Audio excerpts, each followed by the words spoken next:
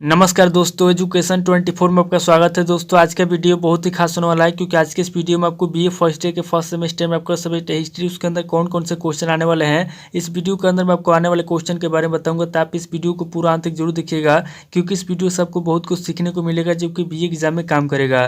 तो आइए देर न करते हुए वीडियो को शुरू करते हैं और बीए फर्स्ट ईयर के फर्स्ट सेमेस्टर में आपका सब्जेक्ट हिस्ट्री उसके अंदर जो भी क्वेश्चन आने वाले हैं उन आने वाले क्वेश्चन के बारे में जानते हैं। दोस्तों आगे बढ़ने से पहले मैं आपको एक बात बता दूं कि इस वीडियो के अंदर मैं आपको लघु उत्तरीय प्रश्न और दीर्घ उत्तरीय प्रश्न दोनों तरह के प्रश्नों के बारे में बताऊंगा। तो आप इस वीडियो को स्किप किए बिना पूरा देखिएगा ताकि आपको दोनों तरह के प्रश्नों के बारे में पता चल सके। तो आइए देर न करते हुए वीडियो को शुरू करते हैं और सबसे पहले हम लोग लघु उत्तरीय प्रश्नों के बारे में जानते हैं। तो यहाँ पर दोस्तों लघु उत्तरीय प्रश्नों में पहले प्रश्न की बात की जाए तो यहाँ पर दोस्तों आपका पहला प्रश्न दिया हुआ है, अलबरूनी का परिचय दीजिए। यानी कि पहला प्रश्न कह रहा है कि अलबरूनी कौन था।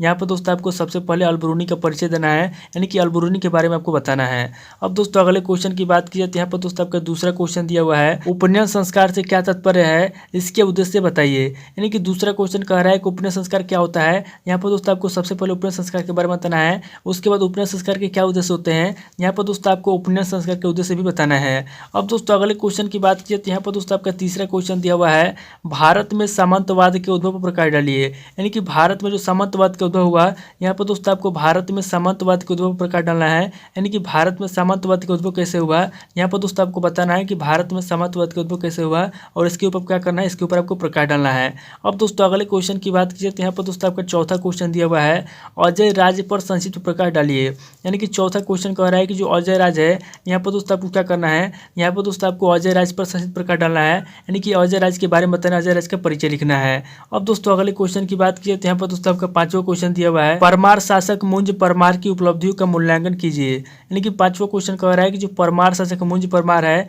यहाँ पर दोस्तों आपको मुंज परमार क्या करना है, मुंज परमार की उपलब्धियों का मूल्यांकन करना है। यानी कि मुंज परमार की कौन कौन सी उपलब्धियां हैं, यहाँ पर दोस्तों आपको मुंज परमार की उपलब्धियों का उल्लेख करना है, यानी कि उपलब्धियों का मूल्यांकन करना है। अब दोस्तों अगले क्वेश्चन की बात की जाए तो यहाँ पर दोस्तों आपका छठा क्वेश्चन दिया हुआ है, चालुक्य राजा जय सिंह सिद्धराज एवं कुमारपाल के बारे में संक्षिप्त विवरण दीजिए। यानी कि छठा क्वेश्चन कह रहा है कि जो चालुक्य राजा जय सिंह सिद्धराज है और जो कुमारपाल है, यहाँ पर दोस्तों आपको जय सिंह सिद्धराज एवं कुमारपाल के बारे में क्या करना है, जय सिंह सिद्धराज एवं कुमारपाल के बारे में संक्षिप्त में विवरण देना है, यानी कि संक्षिप्त परिचय देना है।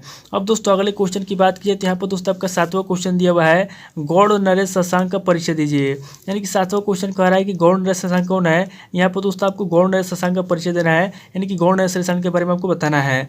अब दोस्तों अगले क्वेश्चन की बात की जाए तो यहाँ पर दोस्तों आपका आठवां क्वेश्चन दिया हुआ है, गुप्तों के पतन के धार्मिक कारणों का उल्लेख कीजिए। यानी कि आठवां क्वेश्चन कह रहा है कि गुप्तों का पतन कैसे हुआ, गुप्तों के पतन में जो धार्मिक कारण है, यहाँ पर दोस्तों आपको गुप्तों के पतन के धार्मिक कारणों का उल्लेख करना है। यानी कि गुप्तों के पतन में जो भी धार्मिक कारण थे, यहाँ पर दोस्तों आपको गुप्तों के पतन के धार्मिक कारणों का उल्लेख करना है, यानी धार्मिक कारणों के बारे में आपको बताना है। अब दोस्तों अगले क्वेश्चन की बात की तो यहाँ पर दोस्तों आपका नवा क्वेश्चन दिया हुआ है, चंद्रगुप्त द्वितीय का वाकाटक वंश से संबंध स्पष्ट कीजिए। यानी कि नवा क्वेश्चन कह रहा है कि चंद्रगुप्त द्वितीय है, चंद्रगुप्त द्वितीय का वाकाटक वंश से क्या संबंध था। यहाँ पर दोस्तों आपको चंद्रगुप्त द्वितीय का वाकाटक वंश से संबंध स्पष्ट करना है, यानी कि चंद्रगुप्त द्वितीय का वाकाटक वंश से क्या संबंध था, इसके बारे में आपको बताना है। अब दोस्तों अगले क्वेश्चन की बात की तो यहाँ पर दोस्तों आपका 10वां क्वेश्चन दिया हुआ है, मौर्य साम्राज्य के पतन के कारण के रूप में बौद्ध धर्म की क्या भूमिका थी, स्पष्ट कीजिए। यानी कि 10वां क्वेश्चन कह रहा है कि जो मौर्य साम्राज्य का पतन हुआ, मौर्य साम्राज्य के पतन के कारण के रूप में जो बौद्ध धर्म है, बौद्ध धर्म की क्या भूमिका थी। यानी कि मौर्य साम्राज्य के पतन के कारण के रूप में जो बौद्ध धर्म है, यानी कि कहने का मतलब ये है कि जो मौर्य साम्राज्य है, मौर्य साम्राज्य के पतन में बौद्ध धर्म की क्या भूमिका थी। यहाँ पर दोस्तों इसको स्पष्ट करना है कि जो बौद्ध धर्म है, मौर्य साम्राज्य के पतन में बौद्ध धर्म की क्या भूमिका थी, इसको आपको स्पष्ट करना है।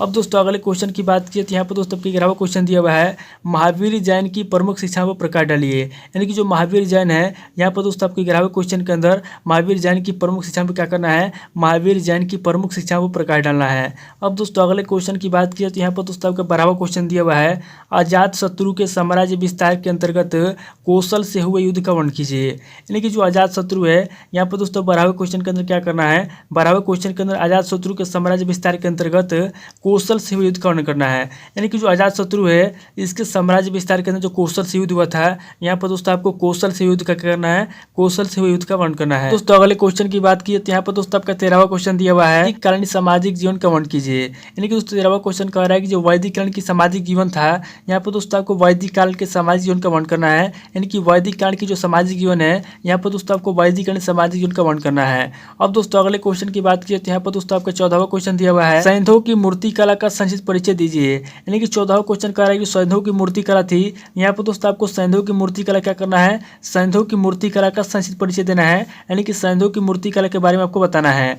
अब दोस्तों अगले क्वेश्चन की बात की तो यहाँ पर दोस्तों आपका 15वां क्वेश्चन दिया हुआ है, मानव की उत्पत्ति एवं विकास पर संक्षिप्त टिप्पणी लिखिए। यानी कि 15वां क्वेश्चन कह रहा है कि मानव की उत्पत्ति कैसे हुई और मानव का विकास कैसे हुआ, इसके ऊपर क्या करना है, मानव की उत्पत्ति एवं विकास पर क्या करना है, इसके ऊपर आपको संक्षिप्त में टिप्पणी लिखना है। अब दोस्तों अगले क्वेश्चन की बात की तो यहाँ पर दोस्तों आपका 16वां क्वेश्चन दिया हुआ है, प्राचीन भारतीय साहित्यिक स्रोत के अंतर्गत ब्राह्मण ग्रंथ तथा उपनिषद का संक्षिप्त परिचय दीजिए। यानी कि 16वां क्वेश्चन कह रहा है कि जो प्राचीन भारतीय साहित्यिक स्रोत हैं, प्राचीन भारतीय साहित्यिक स्रोत के अंतर्गत क्या करना है, प्राचीन भारतीय साहित्यिक स्रोत के अंतर्गत जो ब्राह्मण ग्रंथ है और जो उपनिषद है, यहाँ पर दोस्तों आपको प्राचीन भारतीय साहित्यिक स्रोत के अंतर्गत क्या करना है, प्राचीन भारतीय साहित्यिक स्रोत के अंतर्गत ब्राह्मण ग्रंथ और क्या करना है, ब्राह्मण ग्रंथ और उपनिषद का सही परिचय देना है। यानी कि जो ब्राह्मण ग्रंथ है और जो उपनिषद है, यहाँ पर दोस्तों आपको ब्राह्मण ग्रंथ और उपनिषद का परिचय देना है। अब दोस्तों अगले क्वेश्चन की बात की तो यहाँ पर दोस्तों आपका 17वां क्वेश्चन दिया हुआ है, पूरा पाषाण काल की विशेषताओं का उल्लेख कीजिए। यानी कि जो पूरा पाषाण काल है, यहाँ पर दोस्तों आपको पूरा पाषाण काल की जो विशेषता है, यहाँ पर दोस्तों आपको पूरा पाषाण काल की विशेषताओं का उल्लेख करना है। अब दोस्तों अगले क्वेश्चन की बात की तो यहाँ पर दोस्तों आपका 18वां क्वेश्चन दिया हुआ है, भारतीय इतिहास के स्रोत के रूप में विदेशी यात्रियों के वृत्तांत प्रस्तुत कीजिए। यानी कि 18वां क्वेश्चन कह रहा है कि जो भारतीय इतिहास के स्रोत हैं, यहाँ पर दोस्तों आपको भारतीय इतिहास के स्रोत के रूप में जो विदेशी यात्री हैं, यहाँ पर दोस्तों आपको 18वें क्वेश्चन के अंदर क्या करना है, यहाँ पर दोस्तों आपको 18वें क्वेश्चन के अंदर भारतीय इतिहास के स्रोत के रूप में जो विदेशी यात्री हैं, यहाँ पर दोस्तों आपको विदेशी यात्रियों के वृत्तांत प्रस्तुत करना है। यानी कि विदेशी यात्रियों के मतों के बारे में बताना है। तो ये दोस्तों टोटल आपके 18 क्वेश्चन हो गए जो कि आपके लघु उत्तरीय प्रश्न में पूछे जाएंगे। अब दोस्तों आगे हम लोग दीर्घ उत्तरीय प्रश्नों के बारे में जानेंगे। तो यहाँ पर दोस्तों दीर्घ उत्तरीय प्रश्नों में पहले प्रश्न की बात की जाए तो यहाँ पर दोस्तों आपका पहला प्रश्न दिया हुआ है, प्राचीन भारतीय इतिहास के साहित्यिक स्रोतों पर प्रकाश डालिए। यानी कि पहला क्वेश्चन कह रहा है कि जो प्राचीन भारतीय इतिहास के साहित्यिक स्रोत हैं, यहाँ पर दोस्तों आपको प्राचीन भारतीय इतिहास के साहित्यिक स्रोतों पर क्या करना है, प्राचीन भारतीय इतिहास के साहित्यिक स्रोतों पर प्रकाश डालना है। यानी कि प्राचीन भारतीय इतिहास के जो साहित्यिक स्रोत हैं, यहाँ पर दोस्तों आपको साहित्यिक स्रोतों के बारे में आपको बताना है। अब दोस्तों अगले क्वेश्चन की बात की तो यहाँ पर दोस्तों आपका दूसरा क्वेश्चन दिया हुआ है, सिंधु घाटी की सभ्यता की प्रमुख विशेषताओं पर प्रकाश डालिए। यानी कि दूसरा क्वेश्चन कह रहा है कि जो सिंधु घाटी की सभ्यता है और जो सिंधु घाटी की सभ्यता की जो प्रमुख विशेषता है, यहाँ पर दोस्तों आपको सिंधु घाटी की सभ्यता की प्रमुख विशेषताओं पर क्या करना है, सिंधु घाटी की सभ्यता की प्रमुख विशेषताओं पर प्रकाश डालना है। अब दोस्तों अगले क्वेश्चन की बात की तो यहाँ पर दोस्तों आपका तीसरा क्वेश्चन दिया हुआ है, अजात शत्रु की उपलब्धियों के विवरण दीजिए। यानी कि तीसरा क्वेश्चन कह रहा है कि जो अजात शत्रु है, यहाँ पर दोस्तों आपको अजात शत्रु की जो उपलब्धि है, यहाँ पर दोस्तों आपको अजात शत्रु की उपलब्धियों का विवरण देना है। यानी कि अजात शत्रु की उपलब्धियों के बारे में आपको बताना है।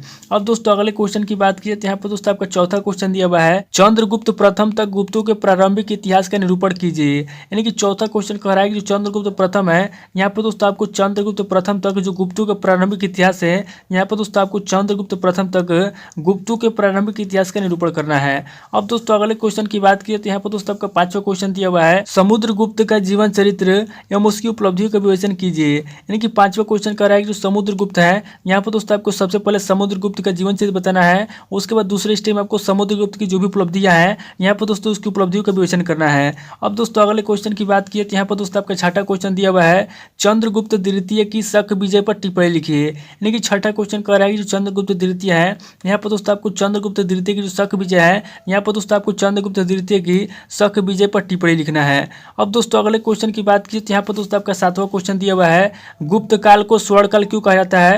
यानी कि दोस्तों यहाँ पे आपको सातवें क्वेश्चन के अंदर बताना है कि जो गुप्त काल है, गुप्त काल को स्वर्ण काल क्यों कहा जाता है। अब दोस्तों अगले क्वेश्चन की बात की तो यहाँ पर दोस्तों आपका आठवां क्वेश्चन दिया हुआ है, मिहिर भोज की उपलब्धियों पर प्रकाश डालिए। यानी कि आठवां क्वेश्चन कह रहा है कि जो मिहिर भोज है, जो मिहिर भोज की उपलब्धियां हैं, यहाँ पर दोस्तों आपको मिहिर भोज की उपलब्धियों क्या करना है, मिहिर भोज की उपलब्धियों पर प्रकाश डालना है।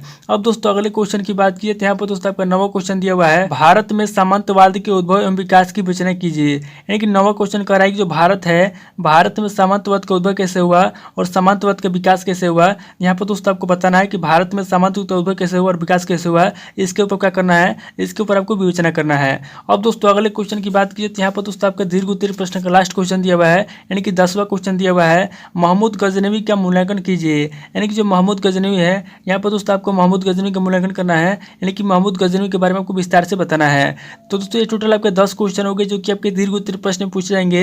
तो दोस्तों इस वीडियो के अंदर मैंने आपको लघु उत्तरीय प्रश्न और दीर्घ उत्तरीय प्रश्न दोनों तरह के प्रश्नों के बारे में बता दिया। आप इन दोनों तरह के प्रश्नों को किसी किताब से सीरीज मिला करके नोट कर लीजिए, याद कर लीजिए, या फिर अगर आप कमेंट करेंगे तो मैं आपको नेक्स्ट वीडियो में सभी प्रश्नों के उत्तर मैं आपको दे दूंगा। दोस्तों आज इस वीडियो को मैं भी स्किप करता हूँ, मिलता है आपसे नेक्स्ट वीडियो में। अगर आपको वीडियो अच्छा लगा तो वीडियो को लाइक कीजिए, शेयर कीजिए और कमेंट करके बताइए कि आपको नेक्स्ट वीडियो किस टॉपिक के ऊपर चाहिए। थैंक